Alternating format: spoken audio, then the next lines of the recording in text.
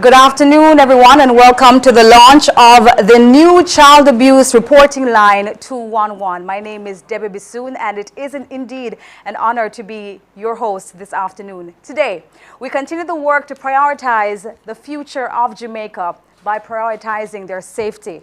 Welcome to those of us joining us right here on Zoom, on YouTube, and also via our social media platforms as well. We are also live on IRI FM, so if you are listening to us, good afternoon to you. I'm also joined here today by a few key stakeholders who made today possible, and at this time I'd like to acknowledge them. Allow me to welcome the Honorable Favour Williams, MP, Minister of Education, Youth and Information. The Honorable Robert Nestor Morgan, MP, Minister of State in the Ministry of Education, Youth and Information. Dr. Grace McLean, Acting Permanent Secretary in the Ministry of Education, Youth and Information. Also joining us today is Dr. Kazan Thorpe, Acting Chief Education Officer in the Ministry of Education, Youth and Information. Mr. Rosalie Gage Gray, Chief Executive Officer for the Child Protection and Family Services Agency, CPFSA Executive Team and the staff. We'd also like to acknowledge Dr. Kai Morgan, child psychologist, also joining us. And also SSP Charmaine Shan, the head of CISOCA, our international partners UNICEF, members of the Transformation and Implementation Unit at the Ministry of Finance. Also joining us today is Mr. Charles Douglas, Senior Manager for the Regulatory Affairs at Flow Jamaica. Ms. Carol Robertson, Director for Enterprise Government IT Solutions at Flow. Good afternoon to you. Mr. Elon Parkinson, Public Relations and Communications Manager at Digicel. Representatives from the Office of Utilities Regulation, OUR. Mr. Siobhan Brown, National Chairman for the National Youth Council of Jamaica, and other youth representatives. Our 211 partners, JN Bank, Trend Media, Access Financial Services, NOA, iPrint, Global Media Services, ISA Printing Solutions. Other distinguished ladies and gentlemen, or young adults and or children joining us today, other members of the media, again, good afternoon to you all. Over the last 5 years, the Child Protection and Family Services Agency, CPFSA, has received 75,000 reports of child abuse. That's 75,000 children who would have been hurt physically, emotionally, sexually, or they have been neglected. 75,000 boys and girls have suffered trauma that can have lifelong effects impacting their development, mental and physical health as well. These 75,000 Jamaican citizens, they would have possibly missed out on their potential to contribute greatly to our nation had they not received intervention. These 75,000 reports received are 75,000 lives saved. Every call, every text, email to report child abuse is another life saved. And this is the importance of today's launch as the government seeks to make a simpler, easier way to report child abuse. The Child Protection and Family Services Agency continues to work tirelessly in executing its mandate to provide care and protection to the nation's most vulnerable children. Today's launch of 211 is another of the agency's innovative programs to ensure every Jamaican, specifically every child, can access the services needed to safeguard our children. And as we go through today, our hope is that you will leave with one message: report child abuse, call 211. Again, report child abuse, call 211. We encourage you all to like and share our 211 logo, and let's make this message viral. You can do so by following us on social media, interacting with us there. We like the engagement, please. And you can do so at CPFSA on IG, Twitter, and also on Facebook. And now, ladies and gentlemen, without further ado, we will hear from Mrs. Rosalie Gage Gray. I made an error earlier on calling you Mr. I think that was a typo, but you're beautiful in this beautiful jacket, and you've been doing a fantastic work. And we're going to be hearing more from her. She is the CEO of the Child Protection and Family Services Agency. Mrs. Rosalie Gage-Gray. Our moderator, Ms. Debbie Bissoon, Honorable Favour Williams, MP, Minister of Education, Youth and Information, Honorable Robert Nestor Morgan, MP, Minister of State in the Ministry of Education, Youth and Information, Dr. Grace McLean, Acting Permanent Secretary in the Ministry, Dr. Cassan Troop, Acting Chief Education Officer, members of the CPFSA Executive Management Team and staff, Dr. Kai Morgan, Clinical Psychologist, Superintendent Shand from SISOCA, Mr. Charles Douglas from FLOW, as well as other representatives from the Transformation and Implementation Unit at the Ministry of Finance, Mr. Elon Parkinson, Public Relations and Communications Manager at Digicel, representatives of the OUR, our 211 partners, other distinguished ladies and gentlemen, young adults, children, members of the media, good evening all. Good afternoon, sorry. The Child Protection and Family Services Agency, CPFSA, in partnership with our parent ministry, Ministry of Education, Youth and Information, are delighted to launch Jamaica's first 24-hour 3-digit hotline to report child abuse that is free from any network. The CPFSA is mandated to provide care and protection for children who are in need or otherwise at risk. In other words, children who are being abused physically, sexually, emotionally, who are being neglected or abandoned, all fall within the remit of the CPFSA. We are guided by the Child Care and Protection Act, and our response is always to act in the best interest of the child. Section 5 of the CCPA outlines the purpose of the Children's Registry, which we now call the National Children's Registry, which is to collect and assess reports of abuse and also to refer those for investigation. The registry was established in 2007, and during this period, reporting were made through landlines and mobile numbers. In 2010, a dedicated email address was added. And further, in 2011, a toll-free line, 888-PROTECT, was created and promoted. Over the period, we recognized that we could no longer rely on these numbers and resources, and so it signaled the need for an emergency number, and discussions then begin with the Office of Utilities Regulation. A dedicated 3-digit number, and you'll hear this number all through the proceedings, 211, was received earlier this year and is being operated by the National Children's Registry since June 2021. One of the benefits of the merger of the Child Development Agency with the Office of the Children's Registry, now the NCR, is that registration officers have been deployed to all 14 parishes of the CPFSA and also at the main center of the NCR. Today we are pleased to report that through this expansion, our services have been more effective as persons can call or walk into any of the offices to make these reports, and once these reports are received, registration officers can directly input these and refer to our officers in the field. On any given day, our team of officers are in the field locating distressed children in dire need of psychosocial intervention.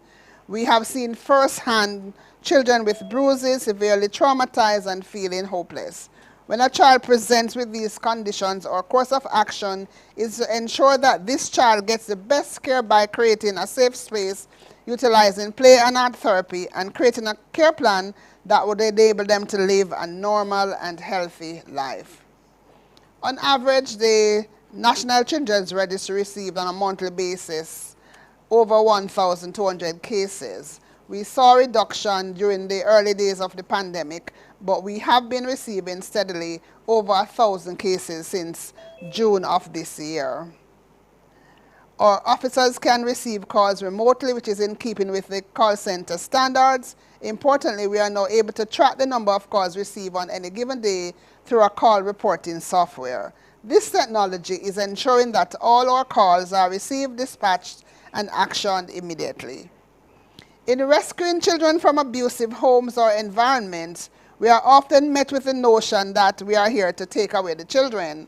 The removal of any child from their home into a child care facility for us is a last resort. We believe that children achieve better outcomes in a loving and nurturing environment, and that is in their home environment.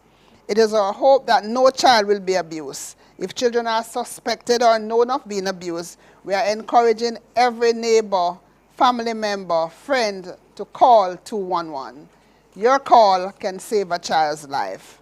On behalf of the executive management team, we want to thank our telecommunication service providers for assisting with the process of having this 3-digit number operational. To the Office of Utilities Regulation, we appreciate your assistance in getting this number approved for use. We must recognize the Transformation and Implementation Unit within the Ministry of Finance and the Public Service through the IDB ICT expansion project within the CPFSA. The agency is now being modernized, allowing our field officers to input information real-time through the provision of tablets donated under this project. Our officers use the child care case management system, incorporating the social and health management, that is the SOHIMA software, which streamlines services with the child protection sector. SOHIMA is easy to use, configurable, accurate, and reliable case management.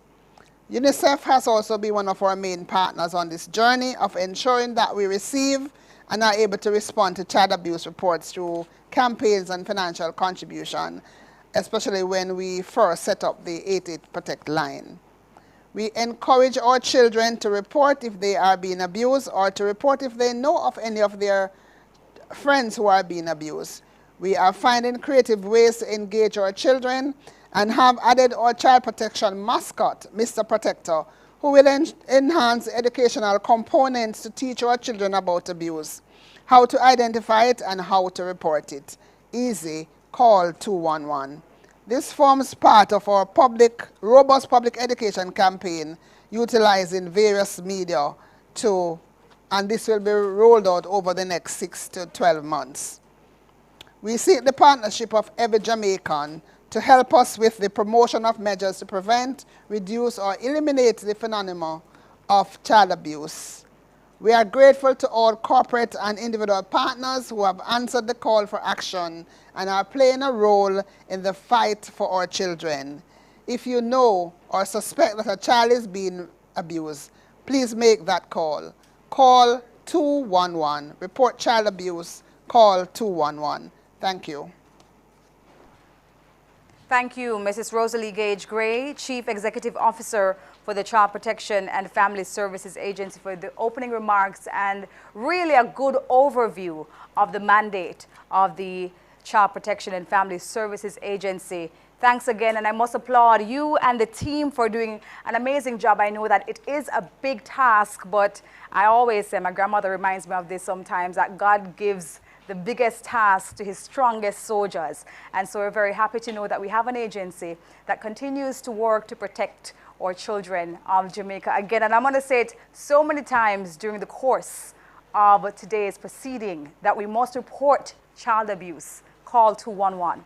Ladies and gentlemen, I now invite Dr. Kai Morgan, child psychologist, to give his opening remarks.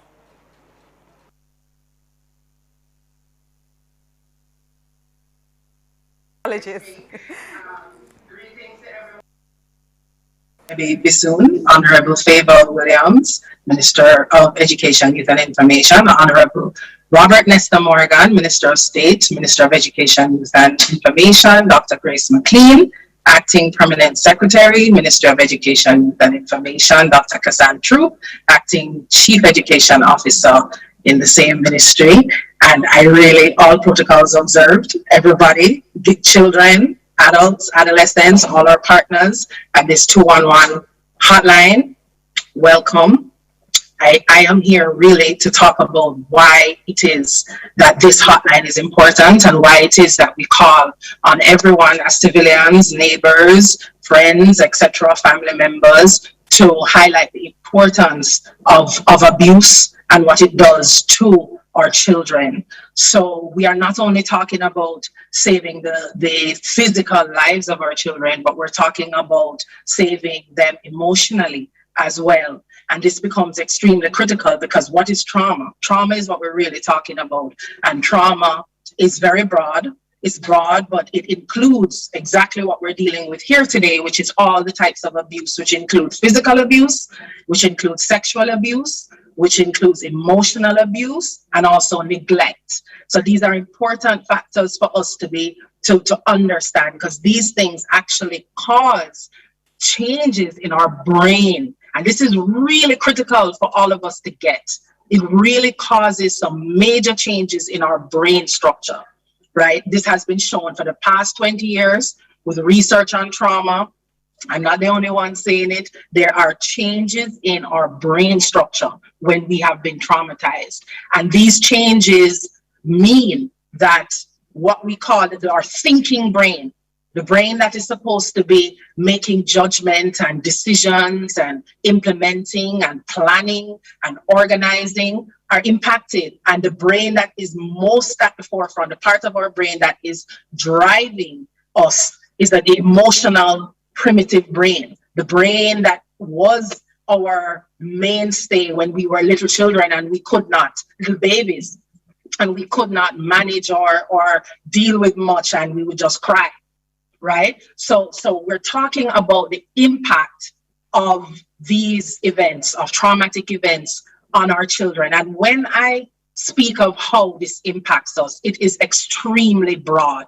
So I'm talking about children with learning issues. Some of the kids that we see at CPFSA are having problems learning. And this is coming from trauma, right? So it affects, again, the way it affects our brain affects multiple things in these children's lives. So we have to think about this when we're thinking about every child that's in danger. So we're talking about, of course, as we said, their physical health, but their emotional health, which also includes the fact that they're more vulnerable and at risk for things like depression, for things like substance abuse, right? So including alcohol, smoking, they're many times more likely to smoke, to drink alcohol, to have depression, to have also physical health problems when they get older, right? So I'm talking about things like hypertension, right? And there have been very clear studies that show the response between heart disease, right? Pulmonary disease, depression, cancer even, right? And higher rates in people that have a history of trauma. So the higher the trauma, the more trauma you experience, the more you're at risk for many of these things, right? Behavioral problems. When we look at children with behavioral issues, they're acting out. They look like they are, as we like to say sometimes, bad pick-me and all of this are rude. This is coming from sometimes their brain that is not developing, the thinking part of their brain that is not developing as we would like it because of the trauma that they have experienced. So really this impact again is wide range, and we all have a responsibility to our children, to our dedication to our children, the future of our nation, to protect them from these kinds of outcomes. Early sexual experiences as well. The more ACEs, the more traumatic experiences that you have, the more likely you are to have early sexual experiences, to initiate them earlier. There's so many things that are aligned to these traumatic events. So I encourage, and I really recommend that we take this 211 hotline seriously for everybody that is around us, so we can all understand what it is doing to our children in these situations, who are also exposed to other types of trauma that can include, as I said, we have neglect and different experiences in school, in their communities, etc., that are already putting them at risk for some of these concerns. And that's my appeal today. Wow. Incredible. Thank you so much, Dr. Kai Morgan, child psychologist. Really eye-opening presentation. I don't know about you, but I've never heard a lot of the things that were just mentioned by Dr. Kai Morgan about the results of trauma. And no longer are we asked to, get over it. We can do something, and that is exactly what this hotline is about. It's about early intervention. It's about meeting our children and giving them a safety, an outlet where they can report what's happening to them, and so that we can secure them and their future. And so, ladies and gentlemen, we've heard from Mrs. Rosalie Gage-Gray, our Chief Executive Officer. We've heard from Dr. Kai Morgan about the importance of the hotline, but I'm sure, like you, we have our questions about how the hotline actually works. And so at this time, let us watch a process video that explains how 211 hotline operates. 211 is a simple toll-free number. It's easy to remember, and it is free to all callers, whether you're calling from Digicel or from Flow. It is operated on a 24-hour basis, so there's no excuse for not reporting child abuse. No problem, more than happy to assist you. When a report is made to 211, our officers are well trained to ask some key questions to determine exactly what is happening to the child. When a report is recorded, it is marked with a case identification number, and the officer does an assessment to determine what is happening to the child, 2, the level of urgency, and 3, what entity is best suited to investigate the matter. Our investigating partners include our own internal investigations unit at the CPFSA, the Office of the Children's Advocate, and a number of units within the Jamaica Constabulary Force. At the CPFSA, the cases are assigned to our investigators within 24 hours.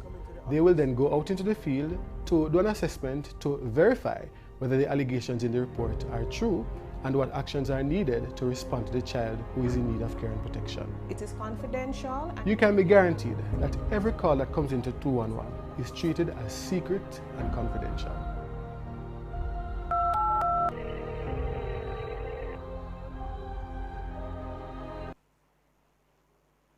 I do hope that that video gave you some more information about how 211 operates. And if you do have any more questions, feel free to put them there in the chat, or you can contact the CPFSA and they will be more than happy to give you any additional information that you may require. So, ladies and gentlemen, the Ministry of Education, Youth and Information, they sit at the helm of making this possible. And so without further ado, I invite the Honorable Robert Nestor Morgan, MP, Minister of State in the Ministry of Education, Youth and Information, to give his remarks.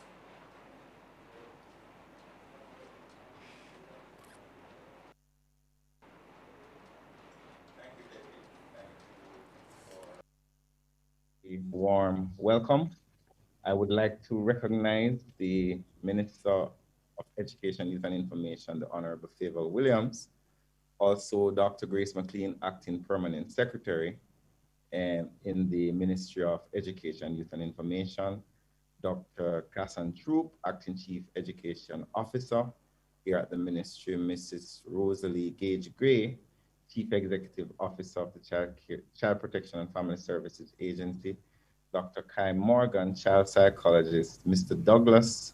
Charles Douglas, Senior Manager Regulatory Affairs at Flow, Mr. Elan Parkinson, Public Relations and Communications Manager at Digicel, Superintendent Shand, our very important partner from SISOCA, as well as representatives from the Office of Utilities Regulation, Mr. Trevon Brown, who is the National Chairman of the Youth Council of Jamaica, and other youth representatives, partners, Jane Bank, Trend Media, Access Financial Services, NOA, iPrint, Global Media Services, ITA Printing Solutions, distinguished ladies and gentlemen, all persons watching from all across the world, thank you. The launch of 211, I think, is one of my proudest achievements as a junior minister here in the Ministry of Education, Youth and Information. And I want to thank Minister Favour Williams for giving me the opportunity to work with a wonderful team at the CPFSA, as well as the other teams here at the Ministry, who I am confident have a fundamental appreciation of why what we're doing is so important.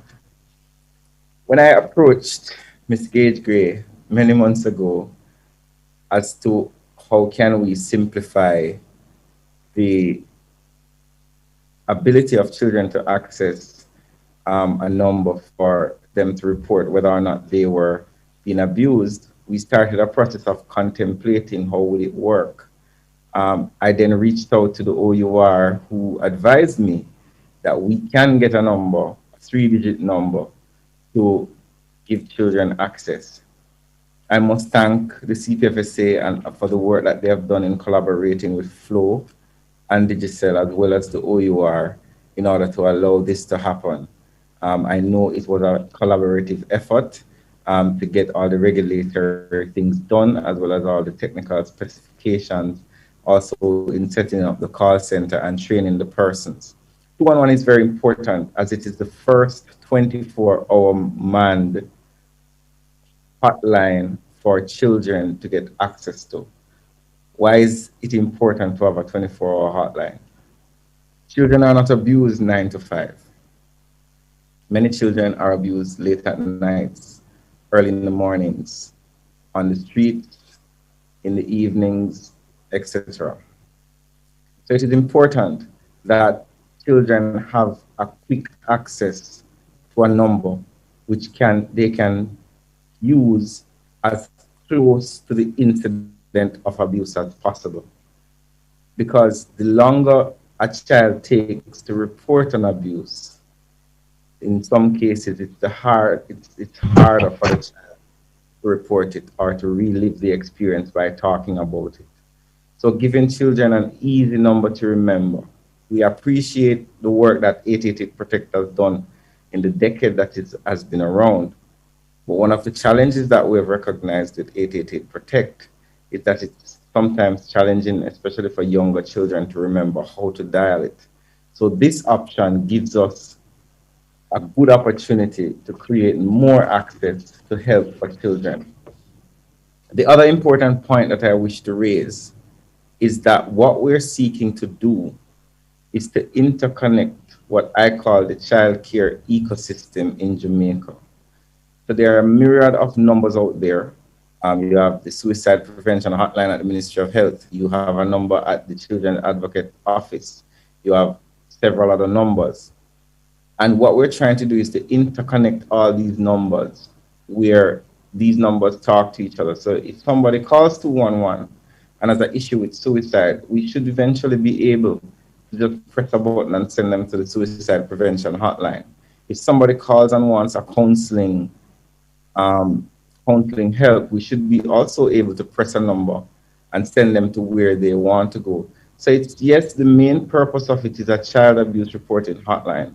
But if there are other persons who call who need help, children or adults, we must be able to send them to the relevant areas, which is why from the outset, I asked Ms. Gage Gray to create a relationship with all the other numbers out there so that if it is that we need to push it forward to others, we will be able to do so. We will also have a management system that gives us an ability to know and to measure how effective the hotline is. Yet it is easier for children to self-report being abused. It is a toll-free number that everybody can remember. And it is also going to be offering wide services. But we want to continually assess the number to ensure that purpose and effectiveness is being maintained.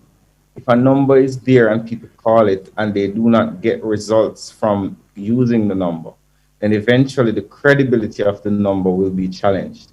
So it's very important for us that we have a monitoring mechanism that ensures that the customer service quality takes place. I have called the number to test it and it works. Other members of the public have called me to say that the number works. So I'm very happy about that. Today is also the beginning of one of the most important public education campaigns that the CPFSA has done in a while. And this is to educate as many persons as possible as to the importance of the 211 number, as to how to access it, and raise general awareness about the issue of child abuse within our society. You would recall that over the last several months, there's been heightened media attention on the issue of child abuse. You have heard of cases in Montego Bay, St. James. You have heard of cases in St. Mary, St. Anne, and Clarendon. This is not by accident. Working with the police, working with the CPFSA, and under the direction of Minister Williams, we're spending a lot of time trying to ferret out the incidents of abuse, raise the profile of the issue of abuse within our society, and engage with our partners to bring those who are perpetrators of abuse against children to justice. Ms. Bissoon gave you some numbers as to the amount of calls that the children registry has gotten. And what it says to you is that abuse is a chronic problem within our society. I would suggest that it's probably a pandemic or an epidemic, and it's something that we all must tackle. Places like Kingston and St. Andrews, St. Catherine, Westmoreland, St. James, Manchester are hotspots where children are vulnerable.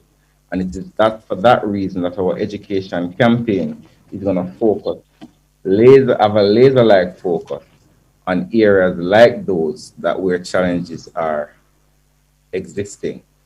I want to again thank the partners. I want to thank the OUR, Flow Digital, and all the sponsors who have come on board to make the possibility of this number being live a reality. I want to charge the CPFSA that now that we have had success with 211, it demonstrates to me that you can work much harder on the other things that we have in store. We have the CCPA reforms to come. We have the adoption reforms to come. We have Section 24 to come. We have the 0 to 3 policy to come, and a myriad of other policies, including the grading of our homes and the audits. These are things that are in emergency mode, long overdue. So thanks again to the team at CPFSA for the hard work they're doing. And they say the reward for hard work is more work. Thank you, Debbie, and thanks to everyone for joining. 211 is a simple toll-free number. It's easy to remember, and it is free to all callers, whether you're calling from Digicel or from Flow. It is operated on a 24-hour basis, so there's no excuse for not reporting child abuse. No problem, more than happy to assist you. When a report is made to 211, our officers are well trained to ask some key questions to determine exactly what is happening to the child. When a report is recorded, it is marked with a case identification number, and the officer does an assessment to determine what is happening to the child, 2, the level of urgency, and 3, what entity is best suited to investigate the matter. Our investigating partners include our own internal investigations unit at the CPFSA, the Office of the Children's Advocate, and a number of units within the Jamaica Constabulary Force. At the CPFSA, the cases are assigned to our investigators within 24 hours. They will then go out into the field to do an assessment to verify whether the allegations in the report are true and what actions are needed to respond to the child who is in need of care and protection. It is confidential. You can be guaranteed that every call that comes into 211 is treated as secret and confidential.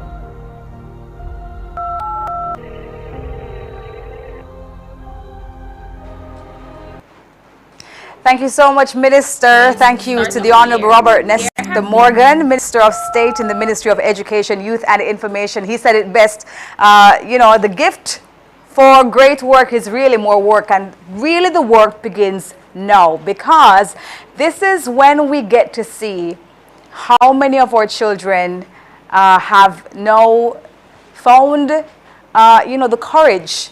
And because it has been simplified for them to dial the number, it's 211, it's just 3 digits. How many of our children are in need of help and intervention?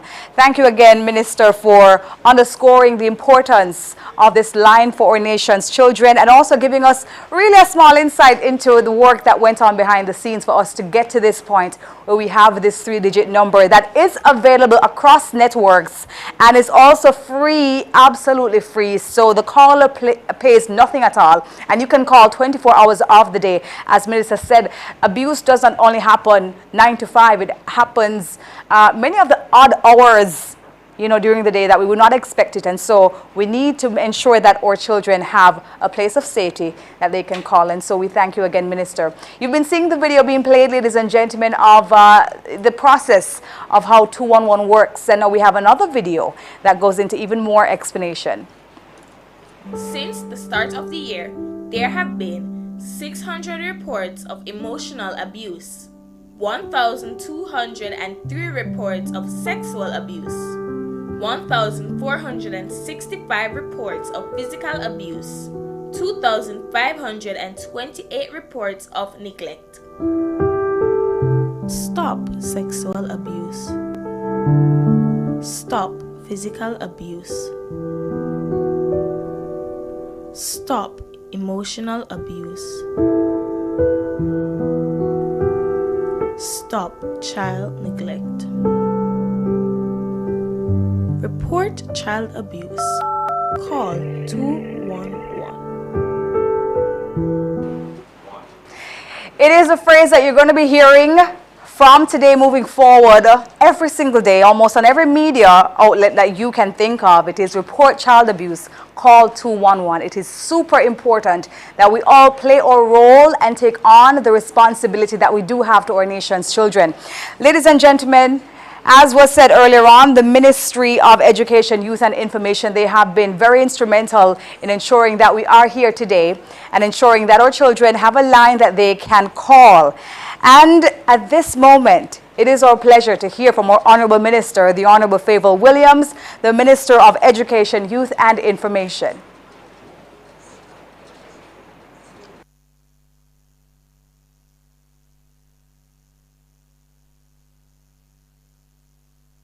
Mr. Morgan, our Minister of State, here in the Ministry of Education, Youth and Information.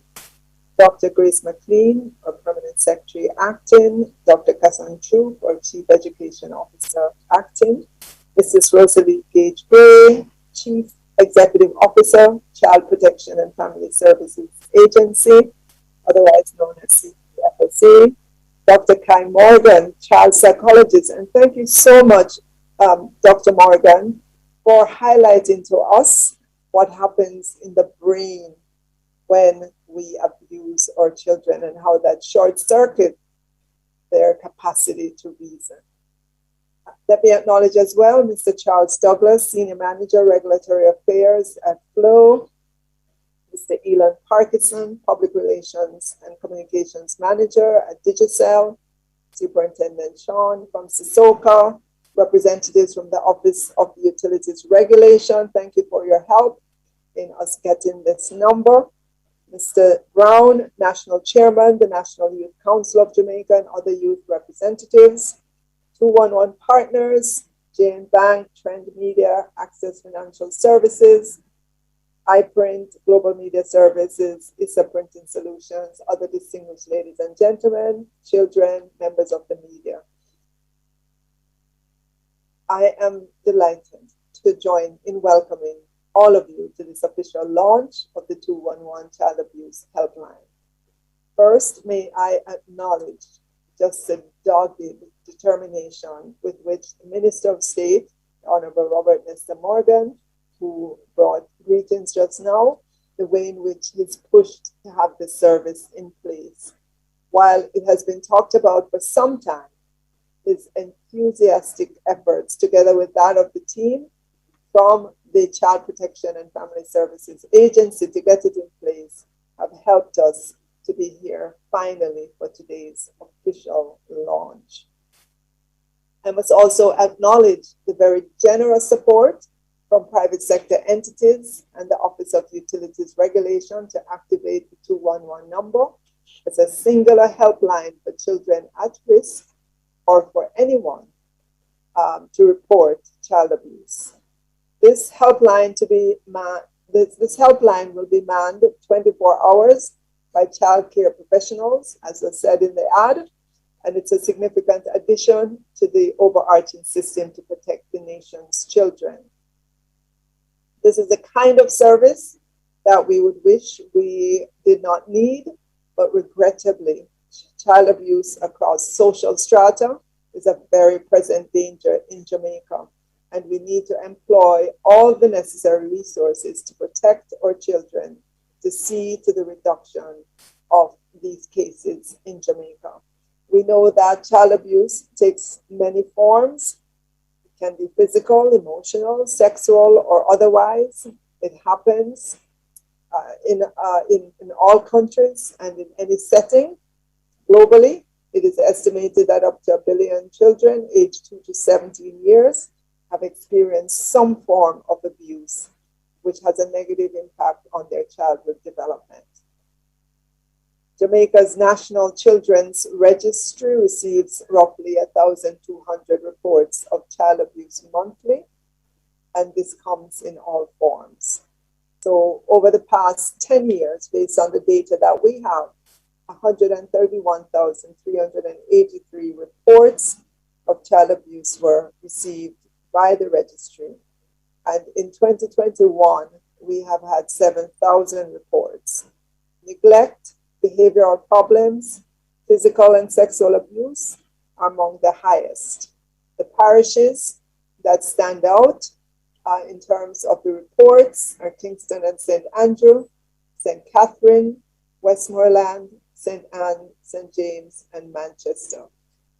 Over the years, the Child Protection and Family Services Agency has played a critical role in responding to and investigating cases of child abuse across the island. Yet we know from anecdotal reports that many incidents go unreported. Depending on where and when certain acts occur and who the perpetrators are, children are often fearful to report for fear of reprisal. The physical, emotional, psychological toll that the abuse and suffering in silence and in some cases neglect, the toll that that takes on children cannot be calculated. The damage may last a lifetime. It is within this context that the government of Jamaica has been making efforts to secure a 3-digit toll-free number for child abuse reporting, with the hope that more cases of child abuse will be reported, especially by children, if they're being victimized. The ministry and the CPFSA believe it is imperative to have such a number, given the fact that not enough child abuse reports are made by children in Jamaica.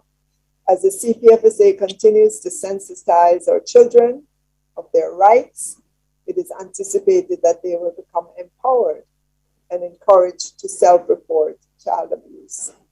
The hotline is intended to provide prompt responses to reports of child abuse on a 24-hour basis. It will be manned, as was said earlier, and I repeat for emphasis, by trained persons from the CPFSA. They'll also provide immediate short-term psychotherapeutic response for distressed children who may call for help. The 211 hotline is an easier number for children to self-report if they're being abused. It can be remembered more easily by children when compared to 7 digits or 10-digit numbers. The Child Care and Protection Act stipulates that we all have a legal responsibility to report known or suspected cases of child abuse, ensuring the care and protection of children. Persons who fail to act in the best interest of a child or children with respect to exercising care and protection can face a maximum penalty of $500,000 fine or 6 months imprisonment.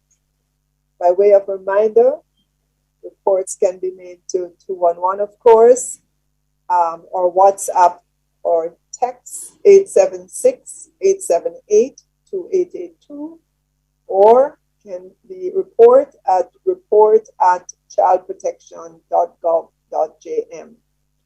Of course, persons can also call or visit any of our parish offices island-wide. Contact information for our locations can be found on our website. And one such is childprotection.gov.jm. And of course, We're active in terms of our social media pages, Instagram, Facebook, Twitter. It is important that we recognize that behind the statistics are real children with an individual story. We must help them to break the silence and to use the avenues to speak up. This is especially important given the current COVID-19 situation, where they are most away from school and an alert guidance counselor may not be able to pick up that something is wrong. Let us all recommit to helping the most vulnerable, younger ones among us. Talk up, speak up, call 211. Thank you, ladies and gentlemen.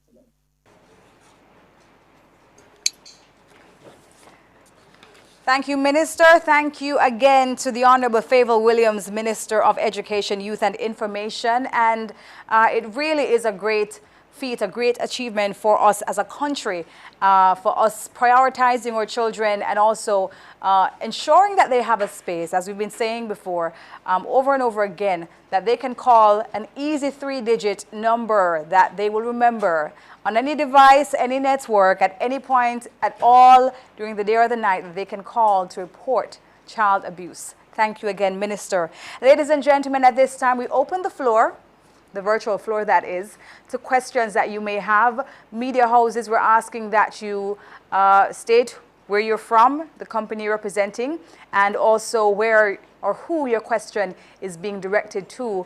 You can raise your hands and we will take the questions as they come in. In the interest of time, we only have time for 5 questions, and we will take them starting now.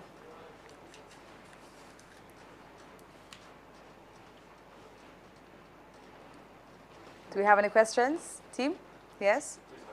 Krista Campbell.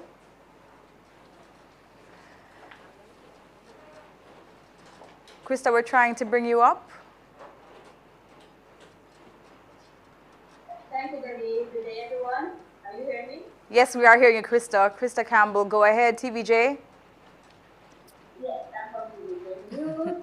All right, I want to say congratulations to all involved in this worthwhile venture. And my question has to do with the teeth of the law. Now, Minister Favour Williams has just been starting with signs that we know about $100,000 imprisonment, but based on the number of reports we can get from child abuse, in comparison to that, how often is the law actually implemented?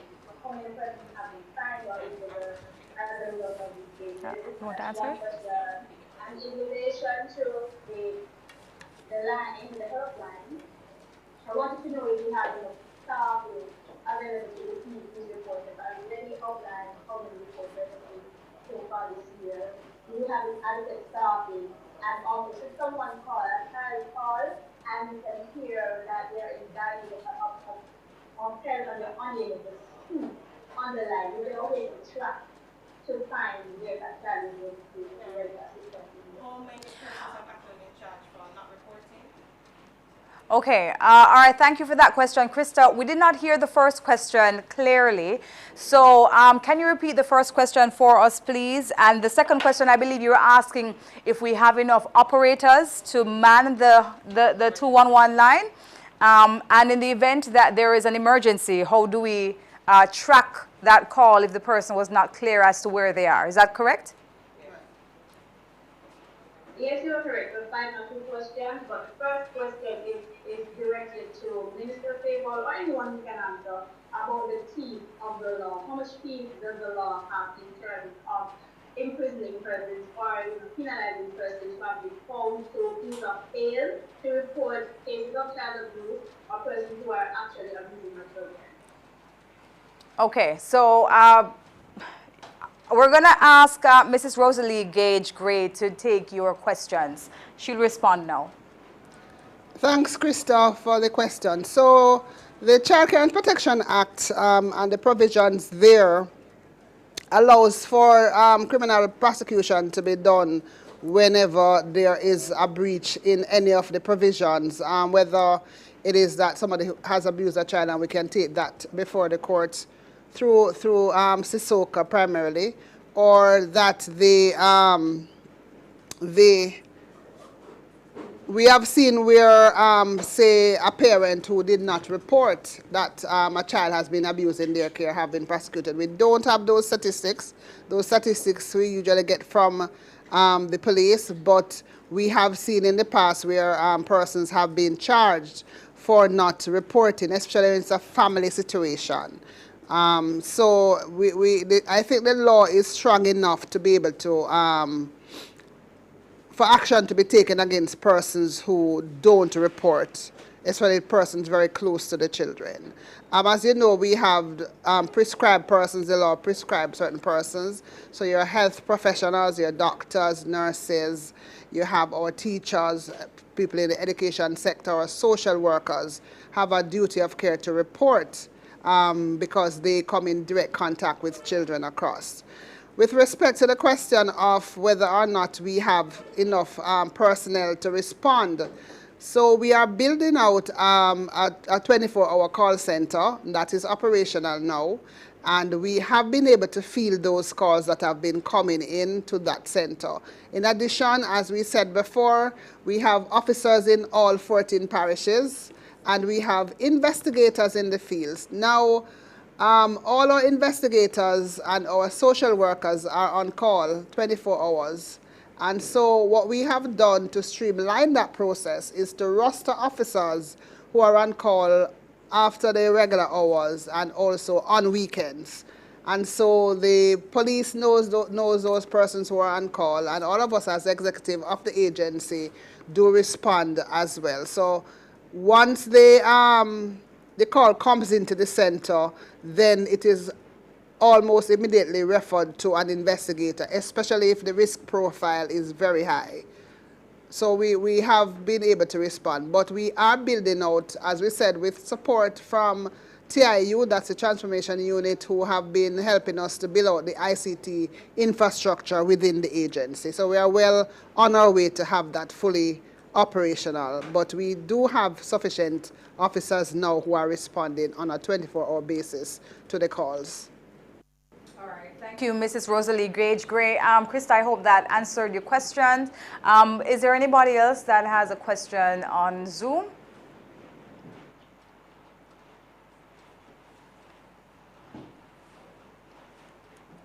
Anyone else?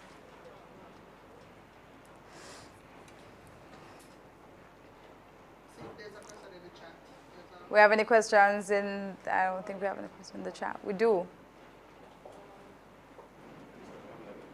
Krista has another question.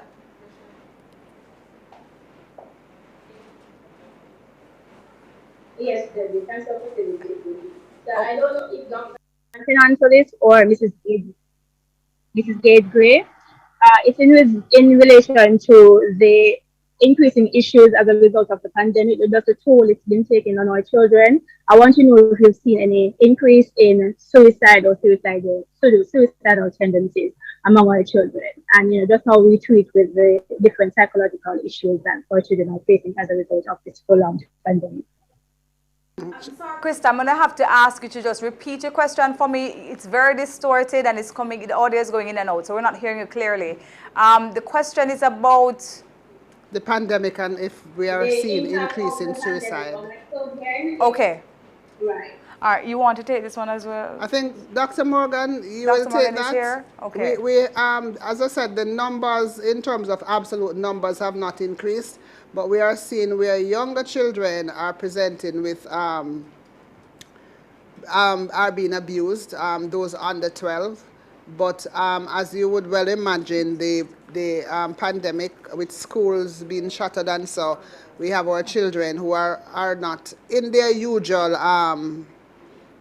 places, of enjoyment, and school would have been experiencing. But Dr. Morgan can better address the psychosocial issues there. Yes, so I would agree with what Mrs. Gage-Gray just highlighted. So a number of other issues have come up with the pandemic, So on one hand, we do have, and we did in the beginning stages, I think especially, have an increase in some of these reports of abuse, because again, there are safe spaces, which sometimes is school for a lot of children, were no longer available, right? We also, though, saw in some spaces an improvement in their attendance to like counseling sessions because they could use other methods rather than face to face. And sometimes that is challenging for the children and the families that we serve. So for them to be able to do a phone session or come online or things like that was actually helped to improve their adherence to the counseling sessions. So there's those two things juxtaposed against each other. I think you mentioned something about suicide. It was a little unclear as Debbie was saying, but I think I heard you saying something about the increase in suicide. I'm not aware of those numbers of any increase in the adolescent or the child and adolescent population during the pandemic. So I'm not sure about those numbers. Was that everything, Crystal? Did I miss anything? I think just the major psychological issues that our children are facing as a result of this prolonged pandemic, really. As a result of the pandemic, anxiety is number one, right? But what we also find is that anxiety and also the pandemic, just the advent of the pandemic exacerbates issues that are already there. So even if you usually, maybe the anxiety was mild and you were managing it a little bit better, that it was exacerbated by the pandemic, by being shut away, by being, all these different things that were happening, the fear. Some children have become quite fearful of death. So the issue of death and their mortality has come up a little bit more as people begin to pass around them from COVID. So, they're worried about talking about it, asking questions a lot of their parents about death, things like that, and caregivers. So those things I think have been on the rise. Anxiety often leads to depression. So we see that a lot. So you're anxious for a long time and it is difficult to control and you don't have the means and the resources to control it. Then it turns into depression after a while, or addition of depression, because then it feels futile. It feels like there's no hope down the road and what is going to happen. So those issues I think would also be very pertinent within the pandemic so far. Thank you, Dr. Kai Morgan there for answering. Krista, I hope that answered your question. We're going to move to Paige Dixon. She's from CVM. She asked a question through message right here. She says there's a 3-year-old who was abused in Bog Walk recently. Are there any updates? Mrs. Gage-Gray, would you like to comment on that? Yes. Right, so our officers, along with the police, did respond to that situation. We understand that the perpetrator has been arrested, and we are continuing to provide support to the child and her family. So we did intervene in that situation there, and a release was sent. All right, thank you, Mrs. Gage-Gray. We see Brittany Hutchinson. Her hand is up. Hi, Brittany. Hi, good. So I'm from the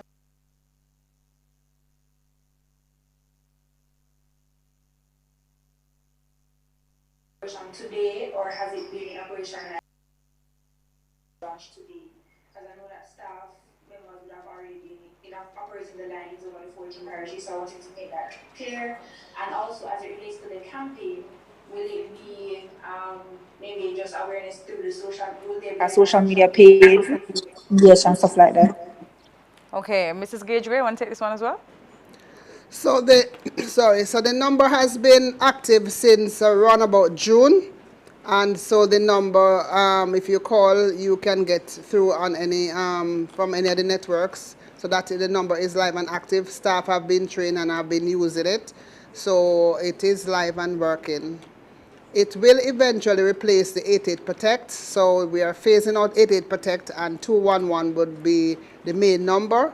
And it facilitates us getting multiple calls on the line, and it can be routed to any of our offices across the island. So if a call comes through at Central, it can be routed to other areas. And so the response time would be, I think, almost real time in some cases.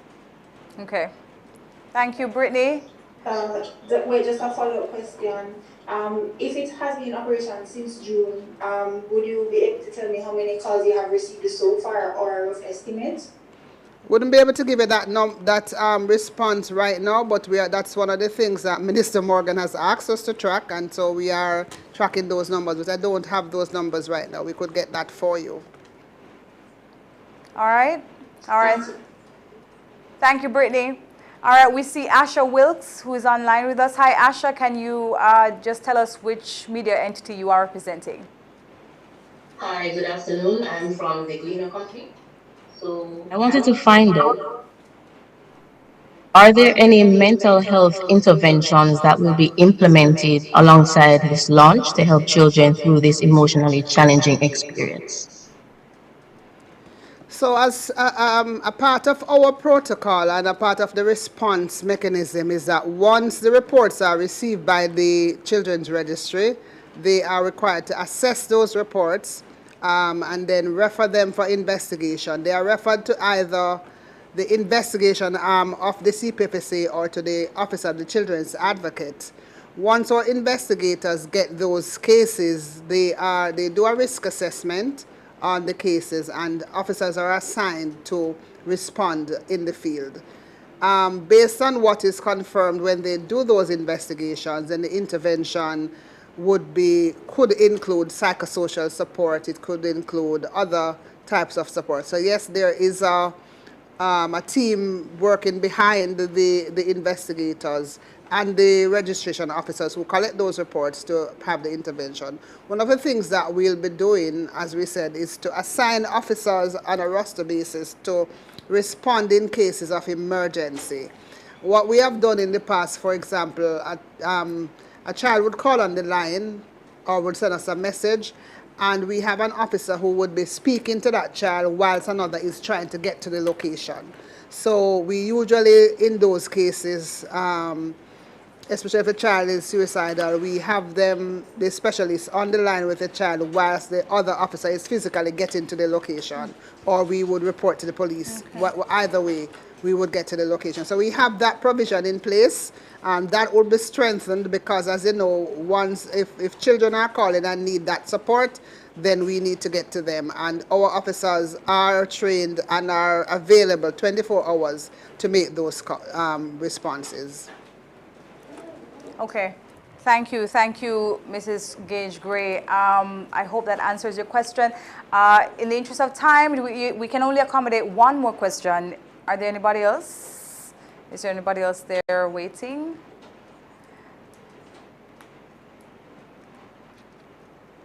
No? All right. If no, we'd like to thank everyone. Thank you to Mrs. Rosalie Gage Gray, Chief Executive Officer for the Child Protection and Family Services Agency. Thank you to Dr. Kai Morgan, child psychologist. Thanks to the Honorable Robert Nesta Morgan, MP, Minister of State in the Ministry of Education, Youth and Information. The Honorable Favour Williams, Minister of Education, Youth and Information. The 211 campaign will run for 6 to 12 months. The first phase of the campaign begins today and ends in December. During this period, you will see ads on social media, on television, and in the newspapers as well. There will also be billboards and signs across the island, and our team of ambassadors will be on the ground educating the public about the hotline. All updates and information are available on the Child Protection and Family Services Agency's media pages. That's at CPFSA JM on Facebook, Instagram, and Twitter. Thanks again to all our partners: Access Financial Services, JN Bank, ISA Printing Solutions, NOA iPrint Digital, Global Media Services, Digicel, Trend Media, Master Distribution, and also Flow. Thank you all for joining us. Ladies and gentlemen, again, as I bid you farewell, please remember to report child abuse. Call 211. Thank you for joining us here today. Have a safe afternoon.